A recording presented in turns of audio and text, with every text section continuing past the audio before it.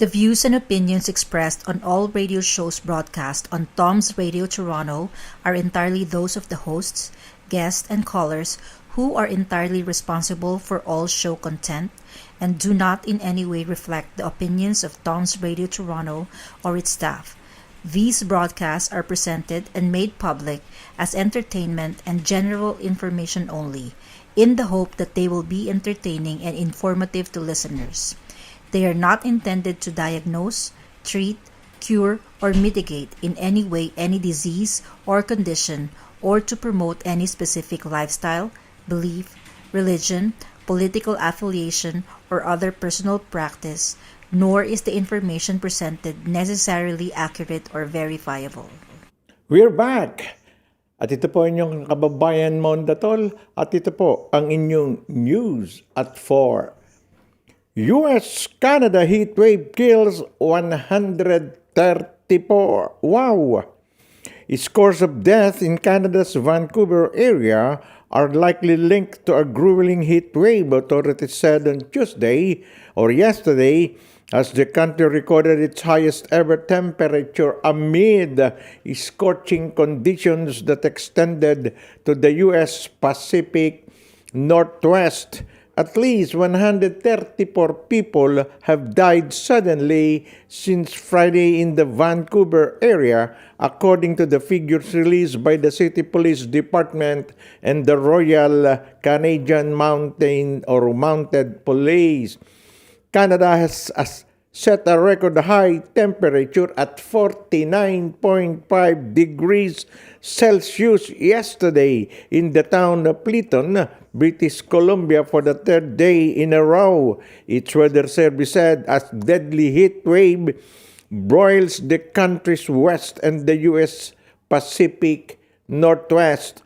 Most of the dead in the Vancouver suburbs of Burnaby and Surrey over the past 24 hours were all elderly or people with underlying health conditions, the RCMP said. Other local municipalities have said they too have responded to many sudden death calls since Monday but have yet to release tolls. Although still under investigation, heat is believed to be contributing factor in the majority of the death, NCMP Corporal Michael Calange said in a statement. Officials in Arizona's largest country are investigating 53 suspected heat deaths during a week-long hot spell earlier this month. Recently released Maricopa County data shows 53 deaths occurred during the week of June 12 to 19, which coincided with the heat wave that pushed temperature up to 118 degrees Fahrenheit or 48 degrees Celsius.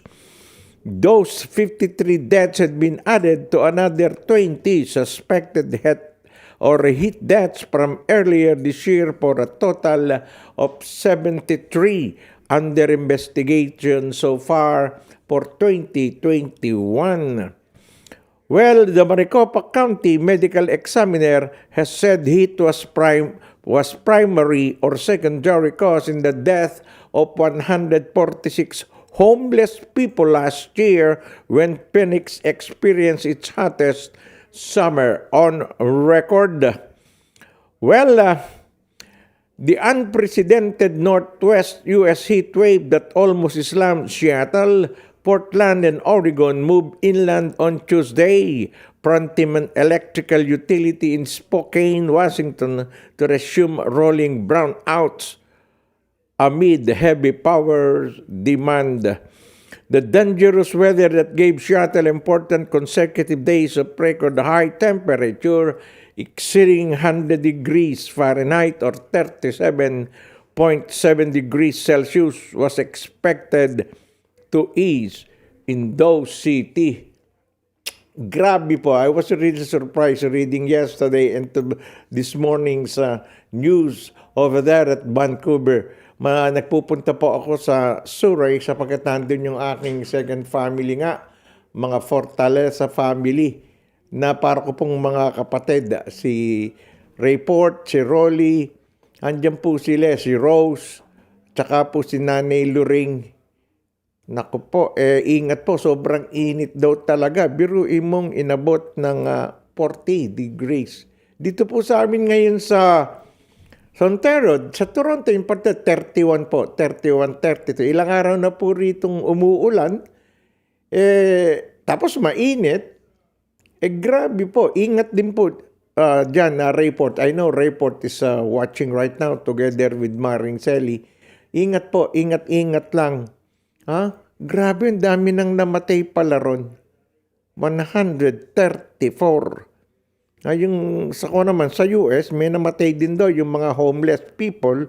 Last year pa yon. Pero ngayon, this year, ay 53. Overheat na ba? Siguro walang mga aircon yung bahay, ano?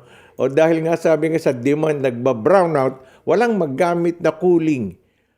Dito sa Toronto, may mga cooling areas, homes. Ganon. Nagpupuntahan yung mga tao, lalo yung mga homeless. Takbuhan na ron, oras na umangat ng 30 plus. Nagbibigay na ng heat warning ang City of Toronto for homeless people to proceed there sa kanilang mga tahanang ibinibigay kung saan may pagkain na ron, may tulugan sila. Yun po. Anyways, ingat-ingat po. Ingat-ingat. At syempre po, ang nangyari pong pagbagsak ng condo diyan po sa Florida. Well, deadline Surfside, June 30, condo collapse fatalities reached 12. 12 na pala ang nakikita.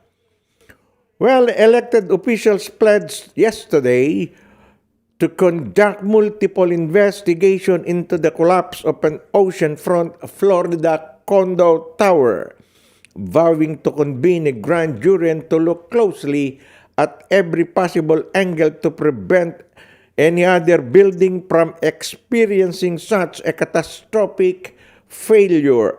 Another victim was recovered yesterday, bringing the confirmed death toll to 12, with 149 people unaccounted for. Miami-Dade County Mayor Daniela Levine Cava said she and her staff will meet with engineering, construction, and geology experts, among others, to review building safety issues and develop recommendations to ensure a tragedy like this will never, ever happen again. Alam naman po ninyo doon sa Florida, no? Sa Tampa Bay, nagpupunta ako at may pamangkin ako ron. Ano? At napakaganda po talaga dyan. Yung pong mga Ontarians, the senior citizen community, yung sinasabi natin dito, no? Nagpupunta po sila sa Florida pag winter. Sapagkat maganda po ang weather dun Yung iba po, bumibili na sila siguro dun ng mga condo. May Pilipina pong nasama rito. Hindi pa po yata nakikita.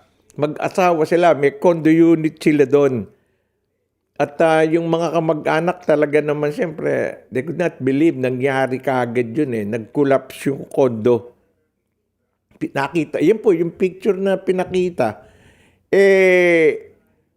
Ayan po. Hindi ka maniniwala, yung kalahati yata yung bumagsak nag-collapse na lang bigla Anyway, sana po may nakaligtas pa, pero at the rate na ganun po ang nakikita, ang hirap bumagsak po yung from itaas hanggang baba Kaya nangyayari lang yun pag lumilindol yata ng malakas, pero walang lindol na nangyari.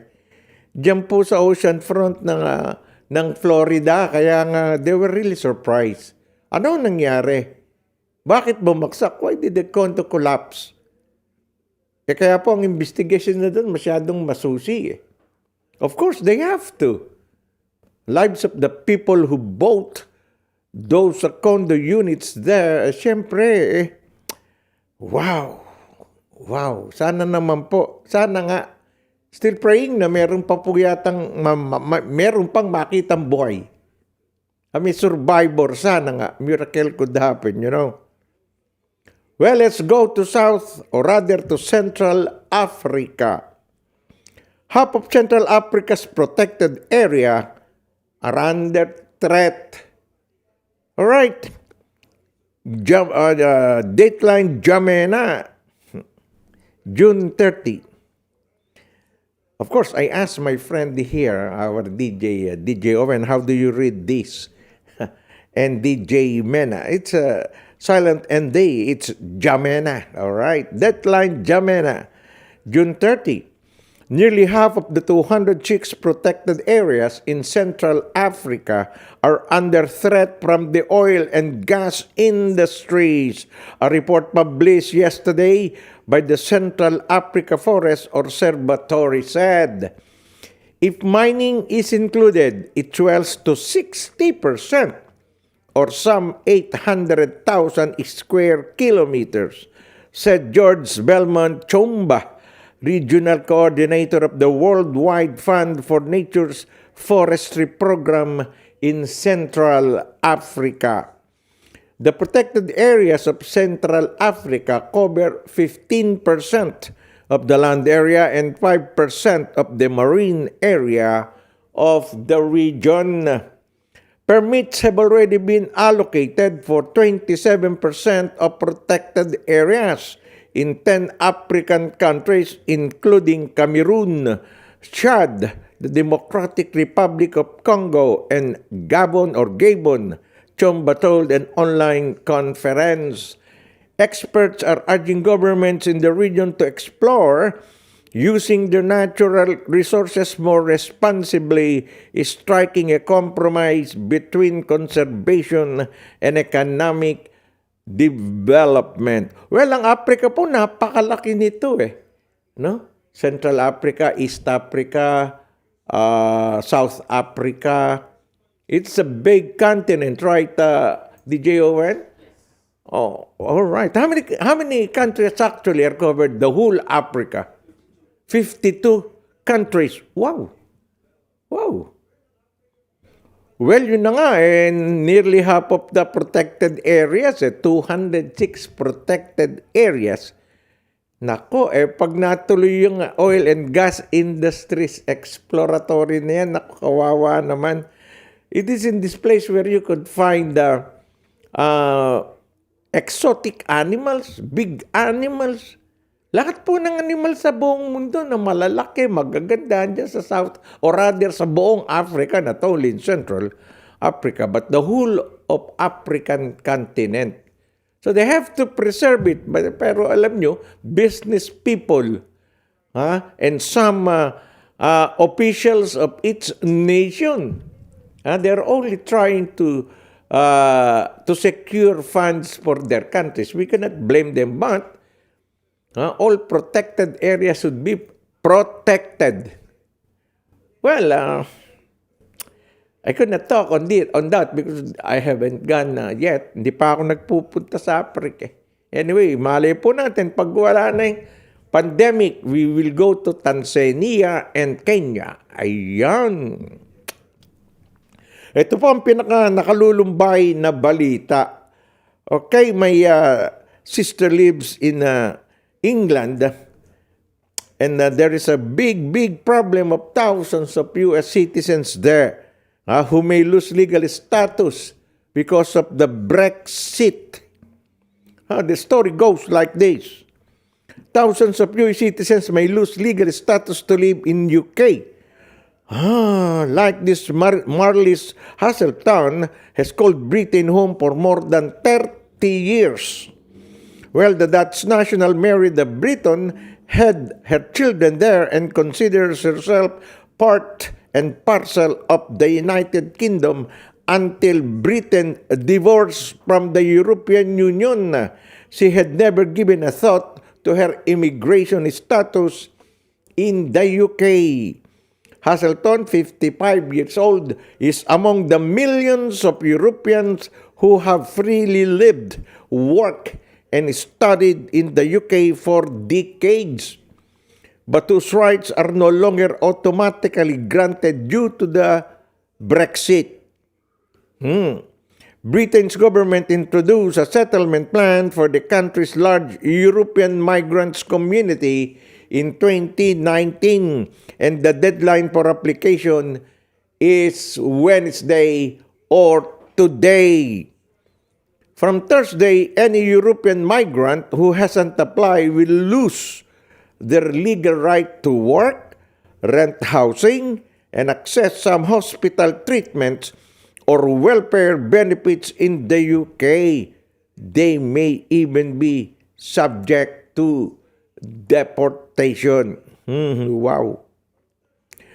Meanwhile, the freedom of movement that over 1 million Britons have long enjoyed in the UE countries is also ending palitan. Those applying for post-Brexit residency permits in France also face deadline Wednesday. Campaigners in the UK are worried that tens of or even hundreds of thousands of Europeans may not have applied by the deadline.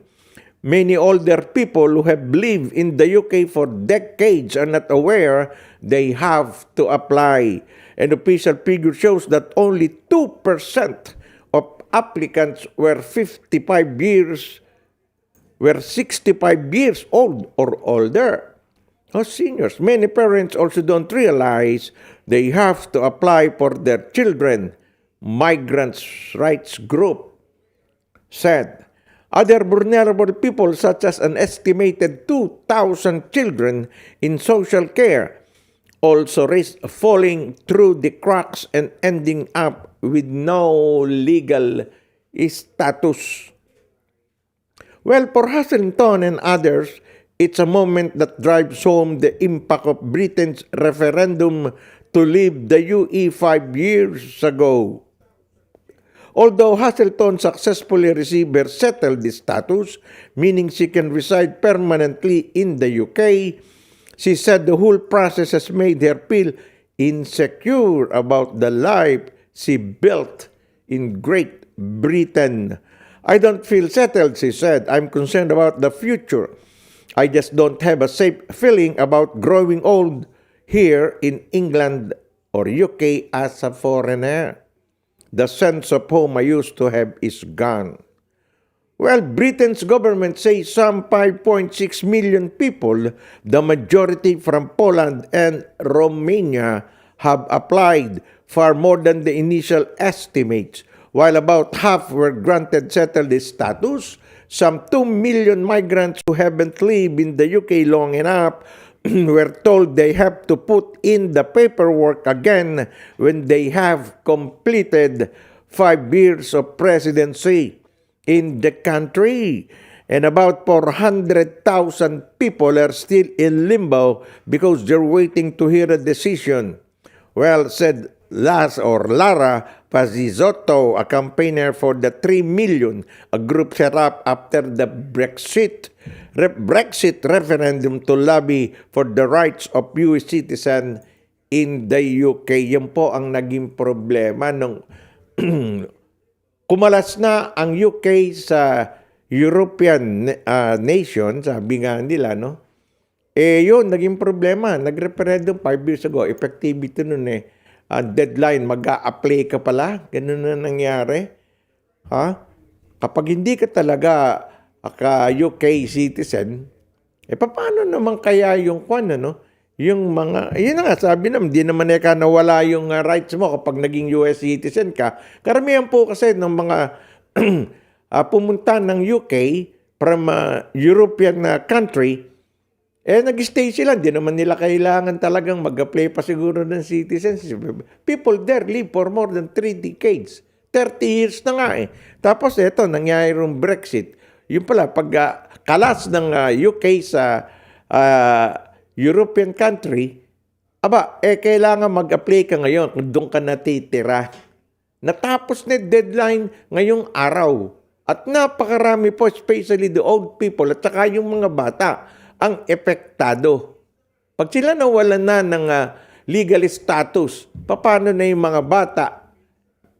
Hindi ba? Wala silang status. Ano ba sila? Sila ba? sila ba ay taga-Romania, taga-France, ibang mga bansa po, hindi po talaga UK. Yung magulang nila doon nagpunta, doon sila pinanganak. Hindi kaya dapat pag doon ka pinanganak, automatiko, UK resident ka, citizen, parang dito ka pinanganak sa Canada. May mga bata po dito pinanganak automatic yun Canadian citizen.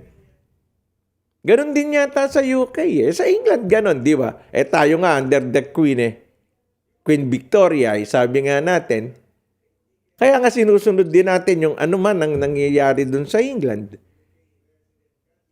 Ba't ganun nangyari dito? Yung mga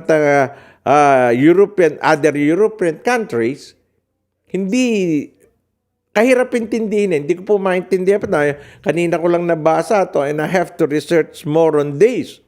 Itutuloy po natin ang gagawin ko diyang research. Ano ba nangyari? Ba't ganun? Yung mga Dutch, yung mga Polish na nag-asawa ng British husband. Hindi ba considered na nag-asawa ka ng British na husband mo? Automatic yun. Madadala mo na yung asawa mo sa legal status. Yung mga anak nyo, doon pinanganak, of course, yung tatay nila ay UK citizen, dala yun.